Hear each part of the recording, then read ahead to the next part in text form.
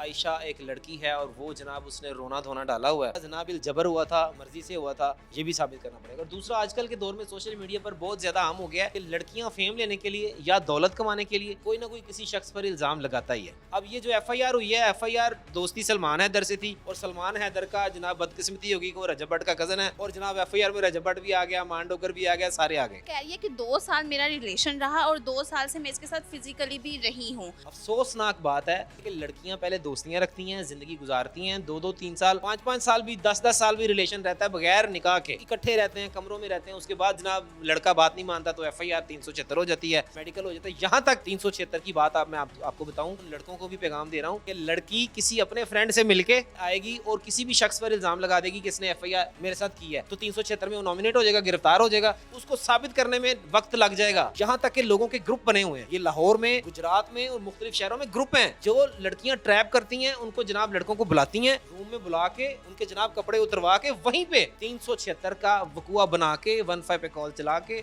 उनको लड़कों को अंदर करा के 20-20 लाख 30-30 लाख इनके रेट है कि ये FIR तब वापस होगी। इज्जतदार बंदा अपना घर बेच देता है यार, मेरा नाम ना है। तो ये 376 इतनी खतरनाक है। अस्सलाम वालेकुम नाजरीन, मैं हूँ रोमा आसिफ और आप देख रहे हैं एक न्यूज़। नाजरीन, social media personality, social media influencer आए दिन कोई ना कोई अपनी खबर चला रहे होते हैं। या तो किसी के ऊपर कोई केस चल रहा होता है, या फिर कोई अपनी वीडियो को शेयर कर रहा होता है, या फिर कोई किसी पर रेप का इल्ज़ाम लगा रहा होता है। ऐसे में हम बात करने जा रहे हैं आयशा जट की, जिसने कि सुलेमान हैदर पर और रजब भट्ट के और दूसरे उसके दोस्तों पर इल्ज़ाम लगाया कि उन्होंने उसके साथ ज़्यादती की है और उसको वीडियो वायरल करके उसको ब्लैकमेल किया गया। अब इसके अंदर क्या सच्चाई है कि आयशा जट ये सिर्फ पैसे के लिए कर रही है, फेम के लिए कर रही है, वाकई ही उसके साथ ये सब कुछ हुआ है?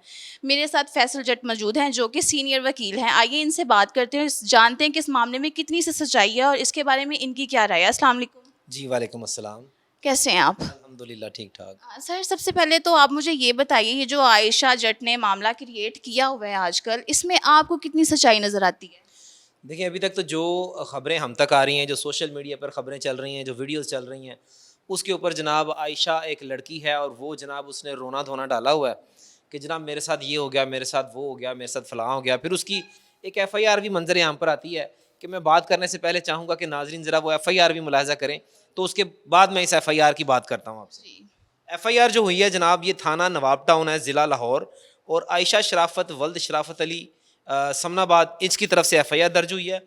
FIR क्या है, ज़रा मुलाहिज़ा करें जी। बखिदमत जनाब SHO साहब, थाना नवाब टाउन, मुकदमा बरखिलाफ़ सलमान हैदर वल्द नामालूम, जबकि जनाब अली गुजारिश है कि साइला आयशा शराफत एक नौजवान लड़की है जो अरसा कबल साइला की सोशल मीडिया इंस्टाग्राम आयशा जट ID पर मुलजिम मुसम्मी सलमान हैदर से दोस्ती कायम हुई और दोस्ती बढ़ने लगी। मुख्तलिफ इसमें जनाब दीगर जगहों पर मुलाकातें शुरू हुई, एतमाद कायम हो गया। उसके बाद 16/8/2024 वक्त शाम बजे, यानी कि 8वें महीने 2024 का इसमें जिक्र किया गया है। शाम 7 बजे मुलजिम ने मुझे अपने घर बुलाया, बहरिया ऑर्चर्ड, और जहाँ पर एतमाद की वजह से मैं चली गई और वहाँ पर जूस पिलाया, बेहोश हो गई। बेहोश होने के बाद जनाब जब मैं उठी तो मेरी शर्ट के बटन खुले हुए थे। मेरे साथ अच्छा नहीं किया। मैंने जब उसको ये कहा, मैंने उसे ताल्लुक़ ख़त्म कर दिया। फिर मैं अपने घर चली गई। मुलजिम ने अपने मोबाइल नंबर से रब्ता किया दोबारा, फिर मैंने मिलने से इनकार किया तो उसने धमकी दी कि मेरे पास वीडियो मौजूद है, अगर तुमने इनकार किया तो हमारे घर वालों को सेंड कर देगा। ब्लैकमेल होकर दोबारा मिलने चली गई, ई ब्लॉक में चली गई। मेरे साथ ज़बरदस्ती जना किया गया और वादा किया कि आज के बाद वीडियो जो है वो डिलीट कर देगा, फिर कोई रब्ता नहीं रखेगा। लेकिन तीसरे दिन फिर मुझे ब्लैकमेल कर रहा और मेरी ज़िंदगी उस आदमी ने जहन्नम बना दी है। तो उसने मेरी बहन मुसम्मात पलवशा को भी मेरी वीडियो दिखा दी, जिस पर मेरी बहन ने उसके घर गए मना करने। तो नंबर 1 जवाद हैदर वल्द नामालूम, नंबर 2 रजब भट्ट वल्द अफजल, नंबर 3 मांडोगर वल्द नामालूम, जहांगीर भट्ट और सलमान ने हमें कमरे में बंद कर दिया और हम फ़ोन पकड़ लिया, रीसेट कर दिया और निकाल दिया। ये सारी स्टोरी है। अच्छा, FIR में वो उसने ये भी बताया कि पहले दोस्ती हुई थी, दोस्ती होने के बाद वो गई है, ठीक है? तो मुझे ये बताएं कि लड़की छोटी बच्ची है, क्या वो अंधी है, उसको पता नहीं चल रहा कि कैसी किस किस्म की अट्रैक्शंस हैं? सबसे पहले मैं आपको बताऊं कि जो उसने वकुआ 2024 से स्टार्ट किया, ये एक FIR है। FIR में जो दफ़ा लगाई गई है वो ताज़ीरात पाकिस्तान 376 ते पे है, जिसकी जो लगती तब है जब जना बिल जबर हो। तो पहले तो ये साबित करना पड़ेगा जना बिल जबर हुआ था, मर्जी से हुआ था, ये भी साबित करना पड़ेगा। और दूसरा, आजकल के दौर में सोशल मीडिया पर बहुत ज़्यादा आम हो गया है कि लड़कियां फेम लेने के लिए या दौलत कमाने के लिए कोई ना कोई किसी शख्स पर इल्ज़ाम लगाता ही है। अब ये जो FIR हुई है, FIR दोस्ती सलमान हैदर से थी, और सलमान हैदर का जनाब बदकिस्मती होगी कि वो रजब भट्ट का कज़न है, और जनाब FIR में रजब भट्ट भी आ गया, मांडोकर भी आ गया, सारे आ गए। तो ये एक मन घड़त स्टोरी लग रही है देखने में। अब FIR है, इसकी तफ्तीश होगी, पुलिस जो है वो इसके नतीजे पर पहुंचेगी, जो भी होगा इसका ट्रायल चलेगा, जो बेगुनाह हैं वो साबित हो जाएंगे। मैंने ना आयशा जट के भी कुछ बयानात सुने हैं, तो वो कह रही है कि 2 साल मेरा रिलेशन रहा और 2 साल से मैं इसके साथ फिजिकली भी रही हूँ। तो मुझे अब ये बताएं कि 2 साल उसके साथ फिजिकल रहने के बाद अब वो मंजरे आम पर आ गई और वो कहीं मेरे साथ ज्यादती हुई है।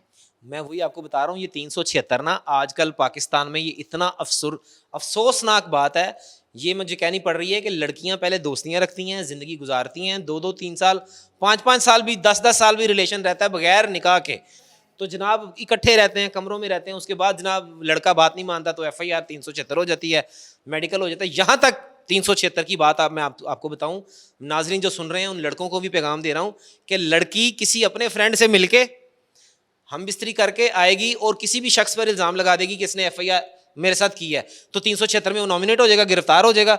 उसको साबित करने में वक्त लग जाएगा कि मैंने नहीं किया, कौन था, या मैं, तब तक लड़का जो जिस पे इल्जाम लगा है वो रुल जाएगा। साल 2-2 साल तो साबित करने में लग जाता है कि मैंने नहीं किया। तो ये इतनी बुरी सिचुएशन है कि लड़कियां ये वाला हथियार इस्तेमाल करती हैं। और एक दफ़ा हिस्ट्री में ये है पंजाब में कि एक FIR 376 औरत के ऊपर भी हुई थी कि वो ज़बरदस्ती करके और उसको फंसाना चाह रही थी, तो वो भी हुई थी। लेकिन ये जो आयशा जट है, मैं इसको बजाते खुद तो नहीं जानता, लेकिन जो FIR देखी, जो सोशल मीडिया पर देखा, बज़ाहिर ऐसा ही लग रहा है कि जैसे कोई पैसों का लालच है। आज मैं ये नहीं कहता कि मैं उसकी इंसल्ट कर रहा हूँ, आज रजब भट्ट या कोई भी इनमें से उसको 5 लाख 10 लाख देंगे ना, तो वो चुप करके छलांग मार के जाएगी और FIR भी वापस हो जाएगी। जैसे कि हालांकि ये इतना बड़ा काम सिर्फ ये चंद लाख रुपए में, तो ये बहुत अफसोसनाक खबर है। जाहिर सी बात है, सोशल मीडिया पे ये बातें चल रही हैं, दूसरे लोग भी इनको देख रहे हैं, तो आपको क्या लगता है कि इनका हमारे मुआशरे पर कितना बुरा असर पड़ रहा है? हमारा मुआशरा तबाह बर्बाद हो गया है। हम पहले तालीम की तरफ जाते थे, एजुकेशन की तरफ जाते थे, ख़वातीन और बच्चियों को हम ये, हमारा शरीयत, हमारा कानून, हमारा आइन ये कहता है कि औरतें, कहते हैं इल्म हासिल करना हर मुसलमान मर्द और औरत पर फ़र्ज़ है। ये हदीस है कि मर्द और औरत पर फ़र्ज़ है, यानी कि दोनों पर इल्म हासिल करना फ़र्ज़ है। दोनों को ये ज़रूरी है कि एक अच्छा मुआशरा कायम करने के लिए आपको बराबर कदम रखना पड़ेगा। बराबर कदम रखने का मतलब ये नहीं है कि मिस्त्री जो है मजदूरी कर रहे हैं तो औरतें वो भी करेंगी, नहीं। यही होता है कि खावंद के साथ मिलकर एक अच्छा घर बनाएंगी। खावंद, जैसे ख़ानदान में मियाँ बीवी 2 टायर हैं एक गाड़ी के, एक टायर चलेगा, दोनों चलेंगे, तो ये है इसका मकसद।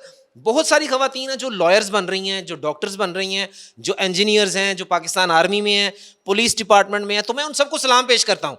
लेकिन ये रास्ता इख्तियार करना 376 का, ये कम ज़र्फ़, नीच और घटिया लड़कियों की हरकत होती है कि अगर कोई इज्जतदार हो, वो ये इल्ज़ाम लगाते हुए सोचती है, 376 FIR करवाते हुए 100 दफ़ा सोचती है कि हर पुलिस ऑफिसर मर्द के सामने भी आपको बताना है मेरे साथ क्या हुआ, मेरे साथ कैसे हुआ, फिर मैं क्या हुआ, वो आपको पता है। आप मीडिया से क्या क्या सवालात होते हैं, फिर अदालत में खड़े होकर जज के सामने एक एक चीज़ आएगी। जिसने मेडिकल किया डॉक्टर ने, वो भी आके बताएगी कि मेडिकल में ये आया, फिर उसके बाद डॉक्टर, मेल डॉक्टर आएगा, वो बताएगा कि उस मर्द में ये कमी थी, ये खासियत थी। तो ये 376 की तरफ आने के लिए ना आपको जिगरा इतना बड़ा करना पड़ता है। एक लड़की के लिए जो शरीफ नफ्स लड़की होती है ना, वो यहाँ तक आती नहीं है। अगर वो यहाँ तक आ जाए तो फिर वो खामोशी से वक्त का इंतज़ार करती है, या वो अपने कानूनी तरीके से, और भी तरीके हैं, हरबे हैं कि वो अपनी इज्जत कैसे सेव करती है। ये 376 जो है ना, बहुत सारे लड़के बर्बाद हो गए हैं।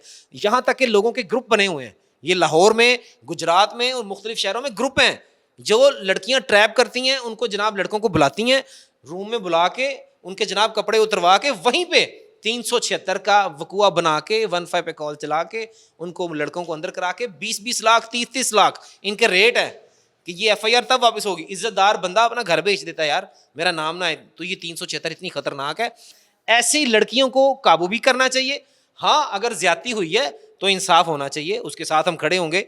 लेकिन ये बार बार, एक तो वो रजब भट्ट है, वो भी पता नहीं वेला है, मैं उसके बारे में क्या बात करूं, और दूसरा जनाब लोग बार बार उसका नाम लेंगे। अब ये जो वीडियो चल रही है इसके नीचे भी लोग कमेंट करेंगे, इसके नीचे भी।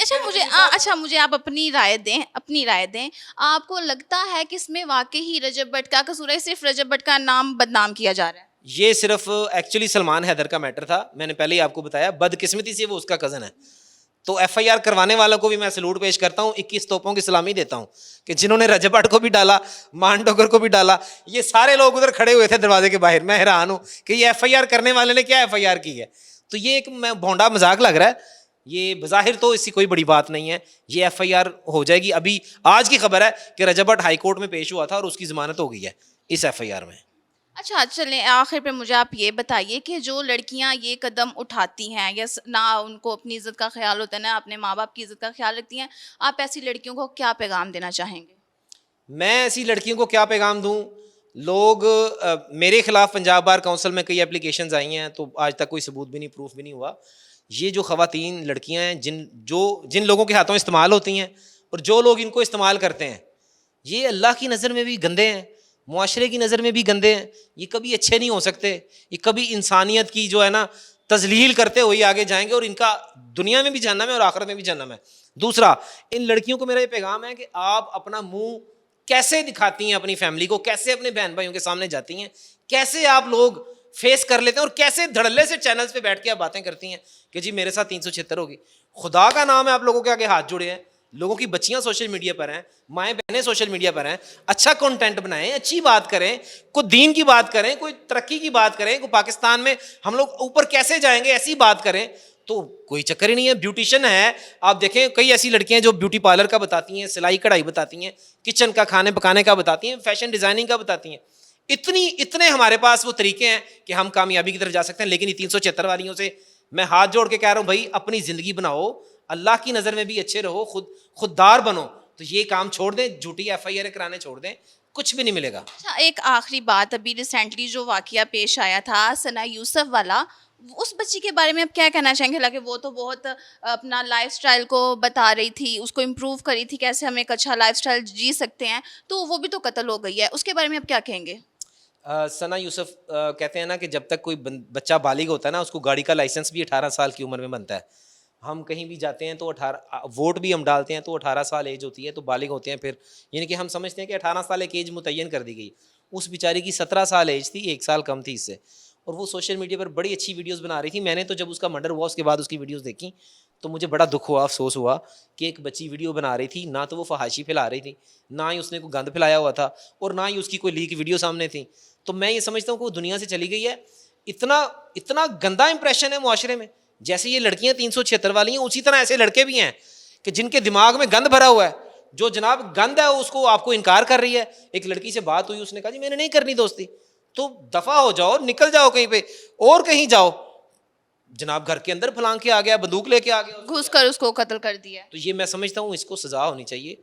इस मुल्क में हम कह के थक गए हैं, जितने प्रोग्राम्स होते हैं कि यार इसको सरेआम सजा दो, यार किसी एक बंदे को तो सजा दो। पाकिस्तान का कानून ही ऐसा है कि जनाब उसमें कीड़े मकोड़े फंस जाते हैं उस जाले में और ताकतवर जानवर निकल जाते हैं।